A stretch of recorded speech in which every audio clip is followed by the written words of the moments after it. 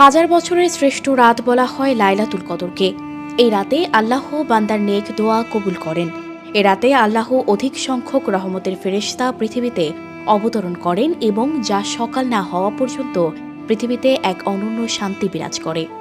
তাই মুসলমানদের কাছে লাইলাতুল কদরের গুরুত্ব অপরিসীম। মহান এই রাত সম্পর্কে আল্লাহ তাআলা পবিত্র আল কুরআনের সূরা কদরে বলেন, লাইলাতুল কদর হাজার মাস অপেক্ষা উত্তম।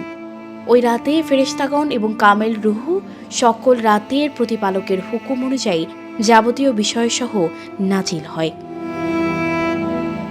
এই রাত কখন আসে, কিভাবে আসে এবং কেমন আরাধ্য আত্মার কাছে মহামান্বিত এই রজনী ধরা দেয়, সে বিষয়ে অবগত হওয়ার কথা বলা হয়। তবে লাইলাতুল কদর লাভ করার সর্বোত্তম উপায় হল শেষ দশকে ইত্তেকাফ করা।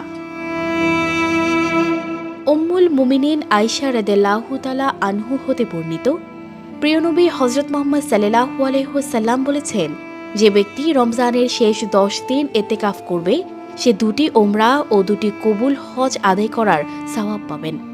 তাই যারা ইত্তেকাফ করবে লাইলাতুল কদর পাওয়ার পাশাপাশি অধিক সওয়াব লাভ করবেন। হাদিসে প্রিয় নবী হযরত মুহাম্মদ সাল্লাল্লাহু আলাইহি ওয়াসাল্লাম যে রাতটি লাইলাতুল কদরের রাত হবে তা চেনার কিছু আমল বলেছেন। তা হলো, রাতটি গভীর অন্ধকারে ছেয়ে যাবে না, রাতটি নাতিশীতোষ্ণ হবে, মৃদু বাতাস প্রবাহিত থাকবে।